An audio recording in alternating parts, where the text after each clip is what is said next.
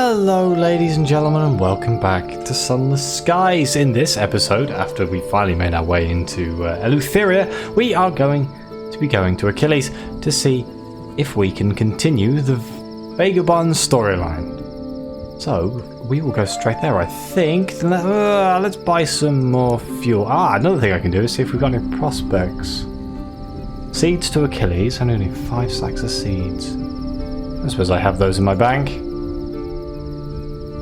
Of course I only have 3. Never mind, it was a lovely idea. Okay, so let's buy myself just a couple more of them. And we shall set straight off. Just noticed the machine gun retracts out the front of the ship when I undock then. It was like it realised, these are the guns you have equipped. Never noticed that before. What is the quickest way for me to get to where I need to go? It is literally just round here and straight out again. There is so much stuff in Eleutheria that I need to do again on this character, so at some point I will come back here and have a look. But right now I am just going to carry on chasing this main storyline. Well, I say main storyline, the Vagabond storyline. And then after I've done that, I'll work out things that I can do that'll make my episodes a little bit more goal-focused, rather than just my normal ambling rubbish. But it's fine. It's really, really, really hot again. I know I'm from Britain, right? Which is a country that normally where it just rains all the time. But no. It's boiling, and it's been consistently boiling the entire of summer. Oh, me game's chugging. So if I'm a little bit delirious and a little bit stupid, that's why. My room is currently 26 degrees. Oh, bloody hell. That's a mine. That doesn't help me at all. It's a scorn fluke.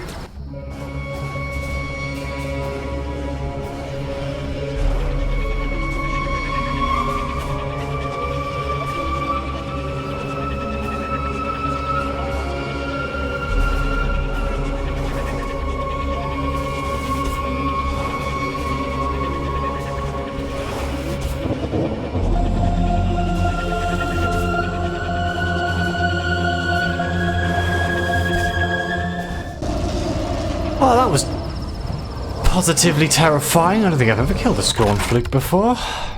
The gelatinous flesh spasms. The broken spines rattle. Its piping grows doleful. The fluke is dying. So we can either tear off a trophy, the fluke thrashes and undulates, fighting its end desperately, as if more than its own life depended on it. This will reduce our terror, but there's only a 52% chance. Read that the wrong way around. Investigate the scorn fluke. Drag the remnants of its victims off its spine. Collect their shattered treasures. Or we can use the spines to reinforce our damaged hull. The spines are thick as steel beams. Have your crew cut them from the fluke's collapsing carcass, or create the wrath of heaven. Oh, my nightmares are not high enough. As you look upon the spasming remains of the scorn fluke, you remember an idea that has seethed in your dreams of late. A contravase. No. A weapon. A large weapon you can equip, or set to an equipment shop. Well, I guess we're going to do the investigate the scorn fluke, because we have quite a high chance of doing it, so 75%. Nope, never mind. I think that just gave me terror. Yep. Its unhuman music rages and sobs. The polyphonic scream brings your crew to shuddering tears. Discipline keeps them working. They are careful to maintain distance from the oozing grey exudate. Yet, an expulsion of vicious flesh spatters a stoker. It is several hours before he stops shouting. The fury passing as abruptly as it began. Ooh. We now have 5 commingling of choirs. You have felt a scorn fluke's tormented musics. I wouldn't say it was worth hunting them, that's for sure. We didn't gain anything of notable worth. What's down here? Ooh. Do I have the butchery stuff turned on? I don't know. Hardening rails. Nope. We do not. What do I have equipped then? The assaying device still? Yeah, it's the assaying device. Okay. Well, that will be useful if we come across anything. If I remember correctly, there is that Blue Kingdom quest that involves getting pages from Scrivener something or other. Scribe Spinsters things, and you have to get a saying devices in Eleutheria. Could be wrong, though. Would rather not fight one of those right now, to tell you the truth. Let's take a little bit of a...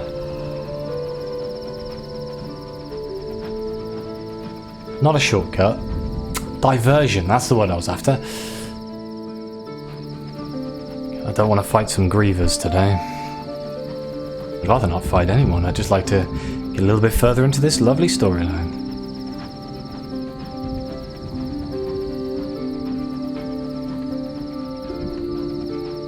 We are almost there. Oh, hello.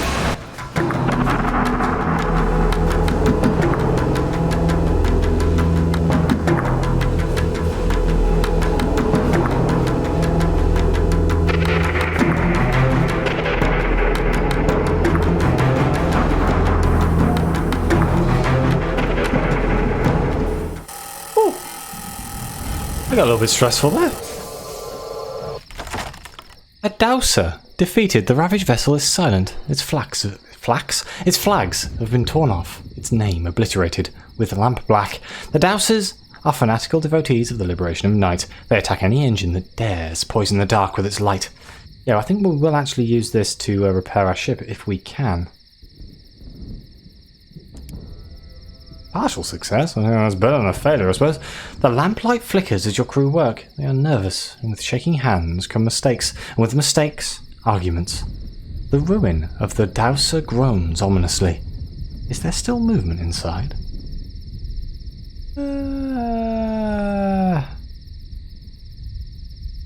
Yeah, well, we're going to order them to finish the job, or you'll give them something to be afraid of. Your engineers scurry over the wreck. Some have to go inside to unfasten an armor plate from the inside. You'll never get a full account of what occurred in the pitch dark of the dowser. You learn only that your crew quarrelled, and the quarrel turned bloody. Not everyone returns. Oh god, we lost 3 crew members? I was kind of banking on us losing 1, not 3. As horrible as that sounds. I don't remember ever seeing that event before, but yeah. Would have been nice if we just passed the test straight away, right? Okay, we're almost there. I can hear the thunder in the background. It's very cool. I forgot how awesome Eleutheria looks. It's been a long time since I've been here. I used to think Eleutheria felt really claustrophobic and closed in, but now I'm looking at it, I'm like, it's huge, not that closed in, and it ties in very well to the Reach, but the Reach is definitely more... you have to go a certain way. Like you get tunneled off in the Reach. There isn't many ways around stuff. Oh blimey, it's the menu music. Are we at Achilles? We must try some of the midnight tea. No.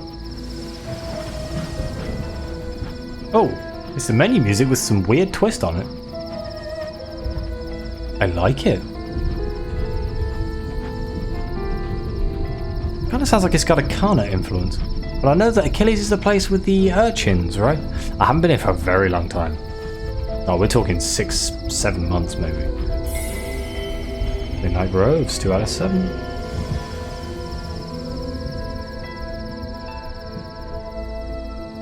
You disembark onto a soggy wooden platform barely supported by the marsh mud below. It leads past several squalid huts and the hulls of scavenged engines to the warmth of a marketplace on wooden stilts.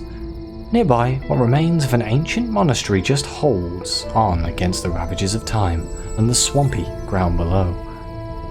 We're going to enter the port. Something is going on down the other side of the monastery. Fire flickers, treachery carries on the wind. A woman smoking a cigarette watches from the shadows, unaware of your presence as a group of grizzled skyfarers attempts to force the monastery's doors. Unlike the crumbling stone, these are made of solid new metal. and more than up to the task of repelling the attack. However, with every blow against them, the monastery itself seems to shudder. Dust rains from high up, stones creak. It will not take much more before something gives. I will not have somebody destroy a monastery, I'm sorry, so let's intervene. This may not be your problem, but you can make it your fight. Oh, I remember. You summon a few of your crew with a wave back to the locomotive. Before you can join the attack, however, ho jo to ho! Ho jo to ho! Oh, the war cry echoes through the marsh. Urchins, ring breakers from old London, from the look of them, surge at the attackers armed with broomsticks, with sharp objects taped on the end. Calendar helmets and cardboard armor. In the name of the Valkyrie, they shout, launching their attack. For Sigrid! They swiftly rout the attackers. The woman with the cigarette is long gone, leaving behind nothing but the smell of expensive ash. I haven't done the exceptional story that involves Ho Jo To Ho. That may actually be something. I'm going to write this in my little notebook as something. I may go and buy it with Fate, just so I can do it, because the urchins have always intrigued me. And I think it's about time I played some of these other stories that I don't know. I remember being told that it is a very good exceptional story. That's a good enough note, I'll remember what that means.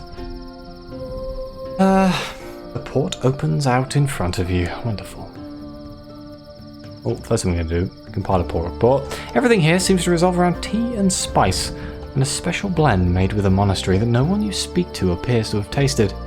We are not worthy of Midnight's flavour, they'll tell you through unsmiling faces, before offering you a special deal on some other blend of incense they just happen to have.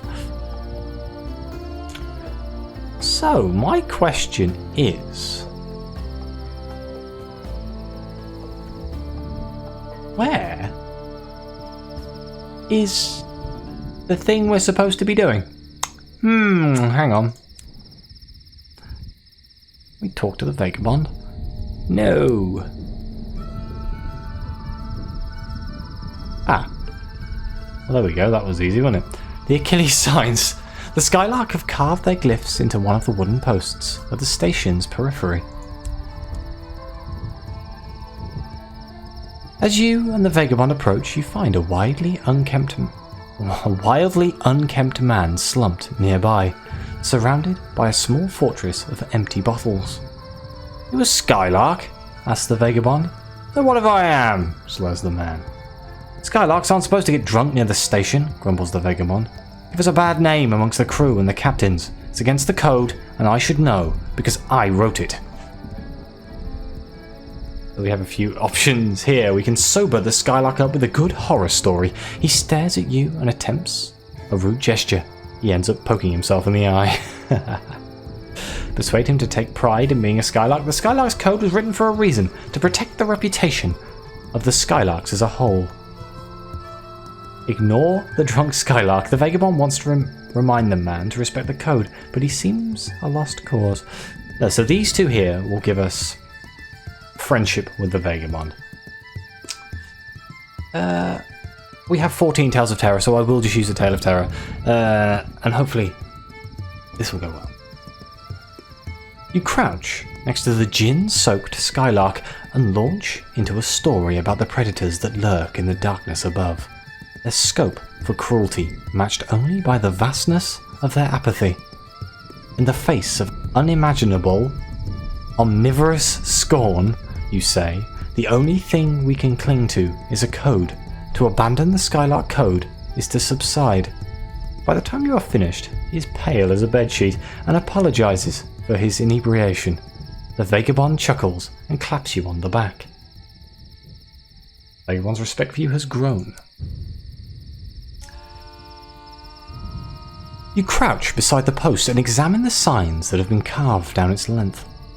The stickman above 3 squares tells us that Achilles is a good place to fence stolen goods, translates the Vagabond, tracing signs with one filth-blackened finger. The 3 lines connecting the badge and the socks mean the local police are urchins. The pipe and the smiling face mean you can buy good tobacco at below market rates. Ah. If Quivers was right, one of these signs doesn't have a translation. The Vagabond hands you his codebook.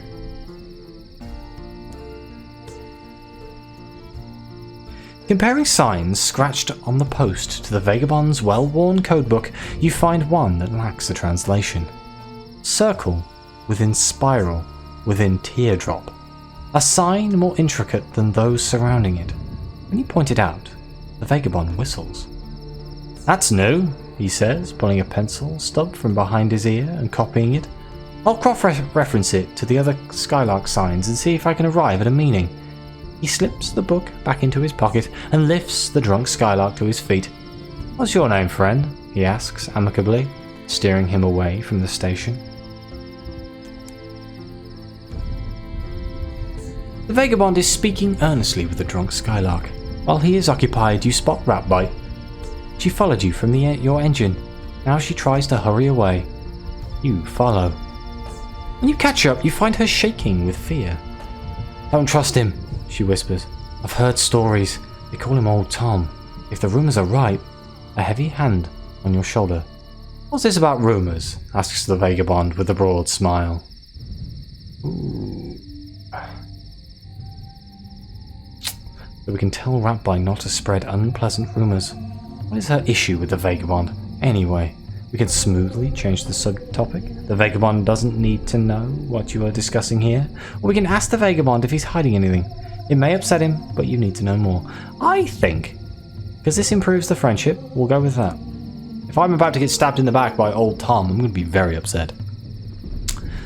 Ratbite opens her mouth to offer rebuttal, then glances at the grinning Vagabond and changes her mind. She turns and flees into town. "Good riddance," says the Vagabond cheerfully. He walks you back to the engine, regaling you at length with the tidbits he's learned about the drunk fellow's travels and his personal history. So, we've learned the Skylark signs, we've recovered the sign that was missing from Quiver's codebook.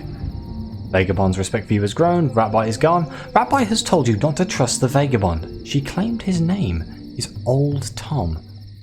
I don't know if that has reference to something else somewhere else in the universe of Fallen London or Sunless Seas. If it does, please let me know. As for what we need to do next, I have no idea. Is there anything nice, cheap on the market? A cask of Neverantine gemstones.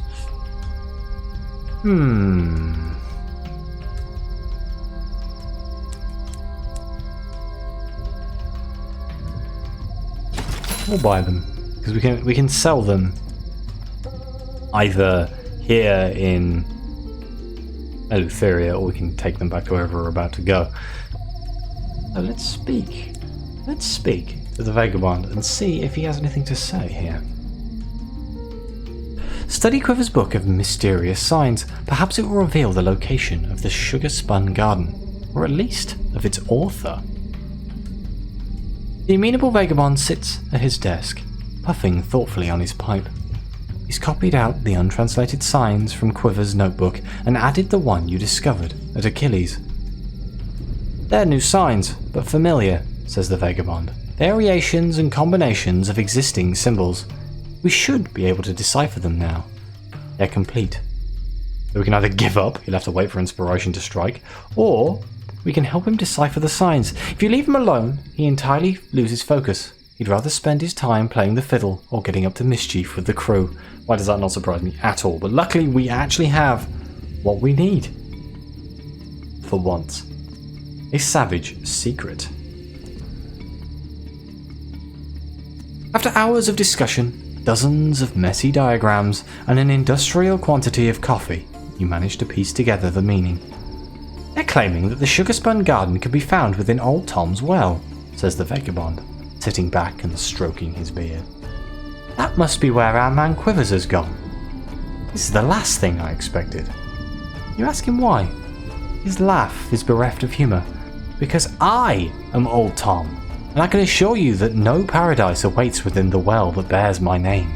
"Oh. Okay then, disregard my previous question about who Old Tom is. It relates to the well.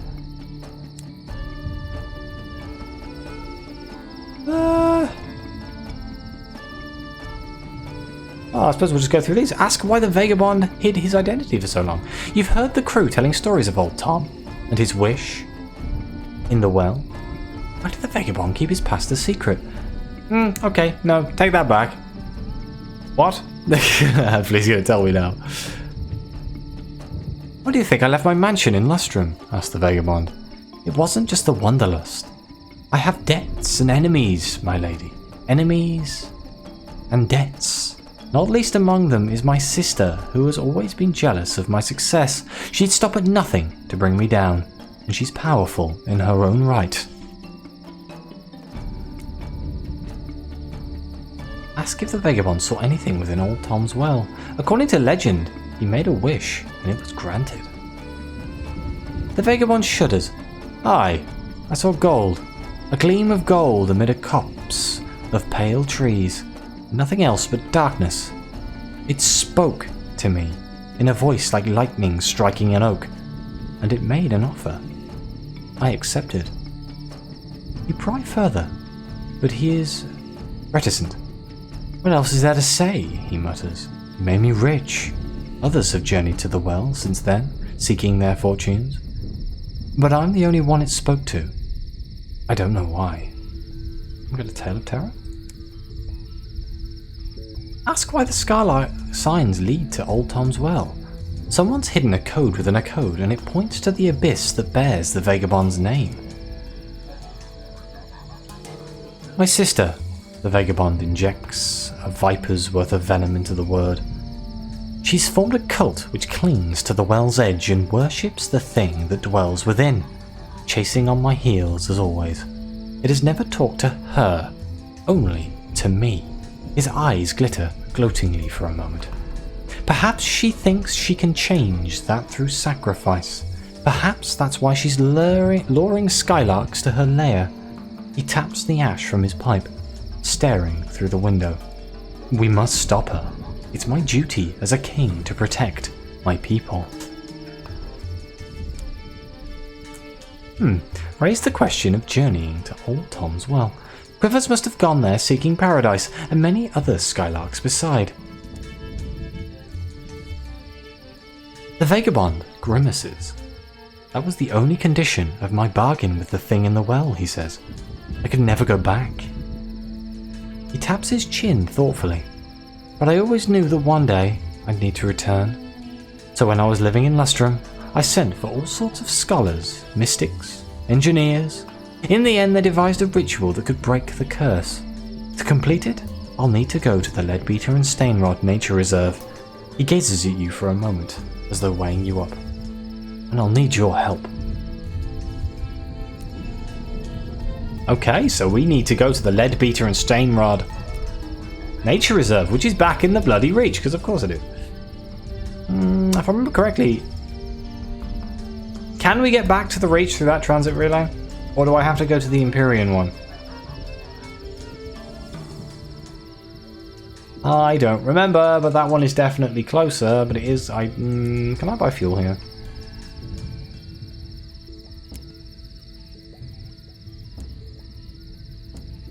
Yes, I can. Oh. Oh, bugger it. I filled my hole up with gemstones, haven't I? I think we'll be okay. Right, let me just check if I can go back through this one. I remember last time I was here, you couldn't return through the gate that brought you here. So there's a high chance we won't be able to. Which is a little bit upsetting, to tell you the truth. But my memory could be wrong, or they could have changed something. I don't know. Hopefully we can get there without much of a fight. That would be nice. If not, we're just going to have to go to the Eagle's Empyrean, which is quite far away. On the plus side, I could see if I can afford to get the new ship while I'm here. I think you just trade it. down here? No, it's not down here. Well, it could be down here, I suppose. I don't think it is.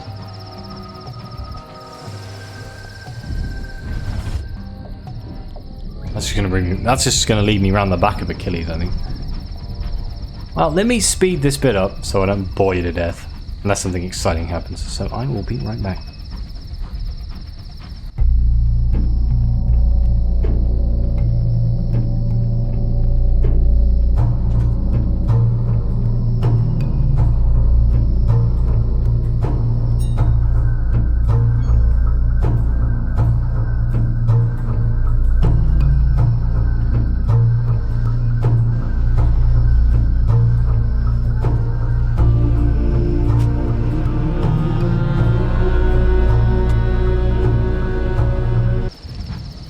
Okay, here we are coming up on the relay.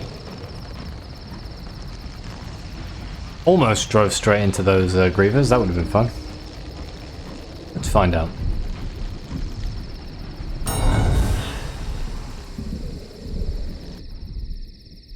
Oh. This stone edifice has the same contrastive steel brass as the others, but the metal is tarnished. The relay sigils are cracked and worn. The lights are out. The relay station is unmanned, and it seems from the layer of old frost it has been for some time. Can it be made to work again? The doors of the control room hang open. You could attempt to operate the machinery yourself. Not a glow, not a twitch. The incomprehensibly complex mechanism is silent and still. There is nothing you can do to repair it. You will not be able to return to the Reach from here. Tales are told of Eleutheria in the Reach. Skyfarers have returned with rare goods and stories of vast horrors. And almost certainly, more recently, when this relay went out of commission, there must be another way back. Yep, I do know the other way back. Typically, it's the Eagle Empyrean. So, I am not going to have enough time to return back to the Reach in this episode. So, I will get me back to Pan, and then we will end the episode there.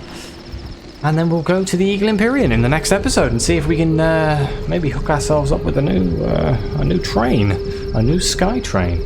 But I will fast forward this bit while I get back to Pan. I will see you there.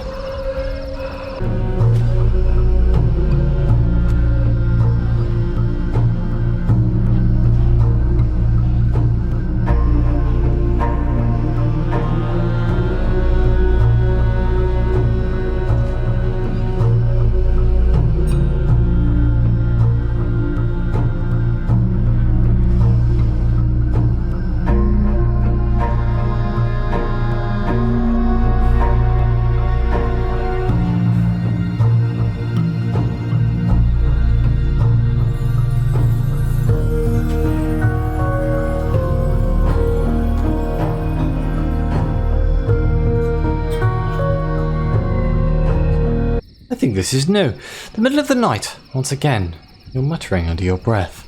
It's best if you don't listen to what you're saying. Perhaps a distraction. Let's eat something. Food grounds you, makes it easier to sleep. You are ravenous, but the food on your ship is not right. It is food for monkeys. Bats might be content with it, but you are used to a different sort of meal, more luminous and harmonious. Oh. Eat from a live container. The crew member won't remember afterwards. You need not even bite the body.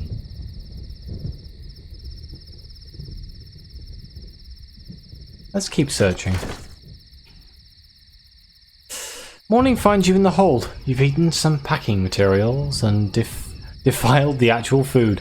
Your stomach is distended. You have forgotten most of last night. Oh dear, that's horrendous.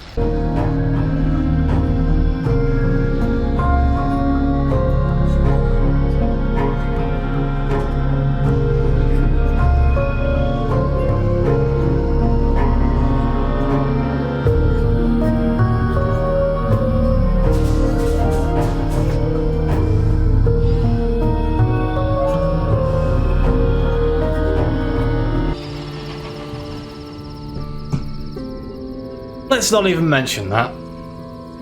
That was way too close. It didn't help I crashed. I was like, I can get there quicker if I use the side thrusters, and then crashed. It's the hour of argument still. Oh, let's listen and observe. Savage secret. The muddy-fingered gardeners of the Heartcatchers quarrel with a cell of revolutionaries from Winter's Reside. Each side threatens to reveal the other's secrets, dropping heavy hints to prove how serious they are. The king makes a ruling. Neither side is happy. But I will end the episode here. Thank you very much for watching. Please like, subscribe, and let me know what you think. Your comments are greatly appreciated. And as always, I'll see you next time.